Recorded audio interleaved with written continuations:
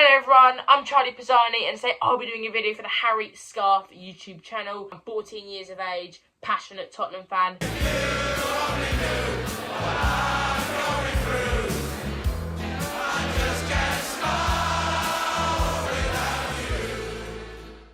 Make sure you hit the like button on today's video and smash that subscribe button to both me, Charlie Pisani and Harry. So today's video is about Igor Tudor and we'll be looking at how I think we'll be set up against Arsenal in a 3-4-2-1. How he could set up against Arsenal. Obviously, Tudor is known for playing that 3-4-2-1, but it wouldn't surprise me if we played with 3-4-1-2. Our best possible team under Tudor, with no injuries or suspensions. We'll be breaking down the roles that players have under Igor Tudor, and then we'll be out the tactics board so we can see how we'll be playing against Arsenal. So here is the team I think Igor Tudor will set up with against Arsenal. In goal, Vicario. Your back three of Pellegrini, Dragusin and Van de Ven. Your two attacking wing backs, Spence and Souza. Your two central midfielders, Sarr and Gray. Tudor likes to play with two tens behind the striker. I think there'll be Simmons and Gallagher. And up front, Dominic Solanke. So, let's break it down. Starting off with Vicario, I think very obvious. I know some fans want Anthony Kinski to start, but ultimately, I think Vicario is the better goalkeeper. He should be playing. Do I want Vicario replaced in the summer? Yes. Do I think Kinski's a better goalkeeper than Vicario? No. So next up, the back three. Pellegrini, Dragusin and Van de Ven. As you will see in the team with no injuries and suspensions, both Romero and Danzo are in there next to Van de Ven. Pellegrini will move up into the midfield. I think Pellegrini is such a great player. If we don't sign him, we are foolish because he's great. He's like having a centre-back figure in that midfield, constantly winning tackles. I love Pellegrini. I think he is great. Van de Ven, we all know, is amazing. He's winning the Puskas Award this year after that goal he scored against Copenhagen. And Dragusin, from what I first saw of him, I wanted him to be sold. But since his return from that injury, I think he's been quite good. In the Man City game, he locked Haaland up. I thought he was superb in that game, next to João Pellegrini. But, I think he'll do well under this manager. Past the end of the season, though, I don't know what we'll do with him. Now, the attacking wing-backs, Spence and Souza. Again, we're short on options. I think when Porro's back, as you will see in the team with no injuries and suspensions, he should be playing there. I understand Porro hasn't been great this season, but ultimately we signed him under Antonio Conte. I hear people calling this manager Antonio Conte because he plays the same formation as Antonio Conte, but his line is as high, if not higher, than Ange Postecoglou, which is again something Mickey Van de Ven was signed for. He could thrive under this manager. But we're on the attacking wing-backs, not the centre-backs. I think Spence, since getting the England call-up, has not been as good as maybe he was before the England call-up. And Souza, I think against United, he looked really, really good. And by the time Udogie's fit, he could have taken that spot for himself. Udogie is in the team with no injuries and suspensions, our best team under Tudor. But I think by the time he's back, if Souza looks really, really strong while Udogie's injured, he could really make that position his own. He is an attacking wing-back. Gray and Sarr, the two central midfielders I think Igor Tudor will start against Arsenal. Gray, we signed him for the future. I think eventually we want him to sit in front of that back line like Rodri does for Man City, like Pellegrini does. I'd love Pellegrini to be playing in this role, but because we're so short on numbers, we need him in the back line. And I don't want to see Basuma playing because if I became the coach, first thing I'm doing, I'm releasing Basuma. So these players, I mean business. I do not think Basuma is good enough for Tottenham Hotspur.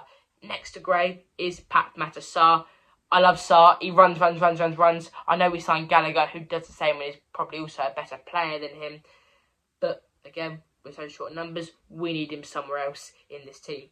So they are the two players I think will play central midfield against Arsenal. So now our two tens, Simmons and Gallagher. Simmons, that is his position. We signed him because we needed more attacking midfielders. I think he's a great player as well. I think he's starting to get used to the Premier League And with Maddison and Kulusevski still out injured, I think it's a no-brainer. I think Xavi is a fantastic player. Great signing. We dodged a bullet on Eze. And Gallagher, you might see Gallagher as more of a defensive player, but if we look back to how he played at Crystal Palace, he was their number 10 and he did really, really, really well there. He was such a good player. You know, that's why Chelsea wanted him back, because he looked so good there. And I think it's a good idea to play him in that role. I think Tudor will think it's a good idea to play him in that role. So the other two players I think will start behind Dominic Solanke. So now our number 9. Well, he's actually number 19. Dominic Solanke. I can't see any world where he's getting dropped. He's scoring goals, obviously that scorpion kick against Man City. But you might say, Charlie, Kolo Muani did really, really well under Tudor at Juventus. Well, wait for the next slide. So, as you can see, the shape has changed. Sarr has been taken out of the team. Gallagher has moved next to Archie Gray. Xavi Simons is now a lone 10. And Solanke and Kolo Muani are both up front. Kolo Muani has played many different positions this season. The only position I feel he's done all right in is up front. Now, last season at Juventus, Kolo Muani did very, very well under Igor Tudor. So, I don't see why Igor Tudor wouldn't change his shape to suit Randall Kolo Muani. Now, what also wouldn't surprise me is if Igor Tudor didn't change his shape and he still played both Randall Kolo Muani and Dominic Solanke. As you can see, Dominic Solanke would be the main man up front, with Kolo Muani behind him, with Xavi Simons, with Gallagher still in the midfield next to Archie Gray. Now, for this team, I won't be doing any in-depth analysis. I'm just going to tell you what I think our best lineup would be under Igor Tudor, with no injuries or suspensions. So in goal, Vicario. Centre-backs, Danso, Romero, Van de Ven. Your attacking wing-backs, Porro and Udogi. A midfield of Gallagher and Pellinia. 2 10s, Kulusevski, Xavi Simons, and up front, Dominic Solanke. So now we're going to break down what players do in an Igor Tudor system. So this is what Igor Tudor's team looked like at Marseille. Starting off with the goalkeeper. The goalkeeper is more of a sweeper keeper, someone who likes to come out. Now on to the defenders. You have 2 wide centre-backs and 1 ball-playing defender. Then you have 2 wing-backs that are both very attacking. Then you have 2 box-to-box midfielders. Tudor loves his players to run. Then you have an attacking midfielder and an advanced playmaker. Up front, an advanced forward. Okay, so now we've got the tactics board out. I'm going to be showing you some of the moves we're going to be seeing against Arsenal under Igor Tudor.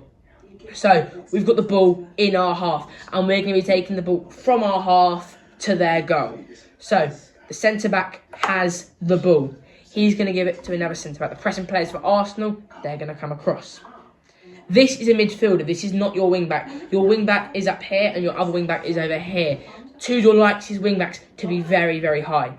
So the midfielder has the ball. That ball goes up here to the wing-back and the striker. Now, one of your 10s is free here. That ball comes in here. The 10 has the ball. They go forward with it.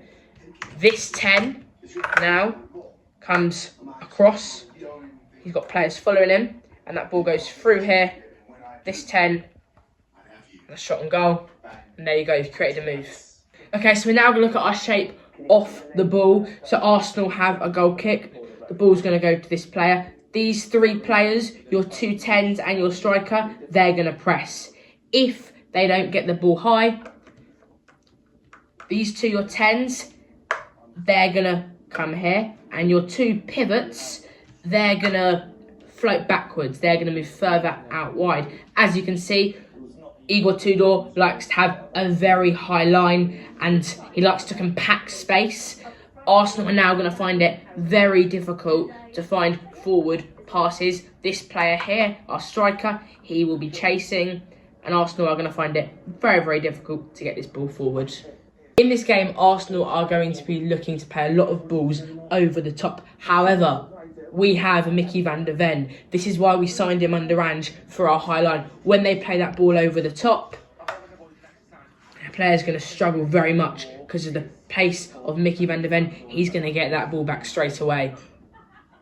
Arsenal are going to have very, very limited ways to attack in this game. They're going to struggle very, very much against Igor Tudor. Thank you so much for watching today's video. Make sure you hit that like button and smash that subscribe button. And go check out my channel, Charlie Pisani. I hope this video has helped you have a better understanding of Igor Tudor. And have a great rest of your night. We're going to beat Arsenal. Come on, you Spurs.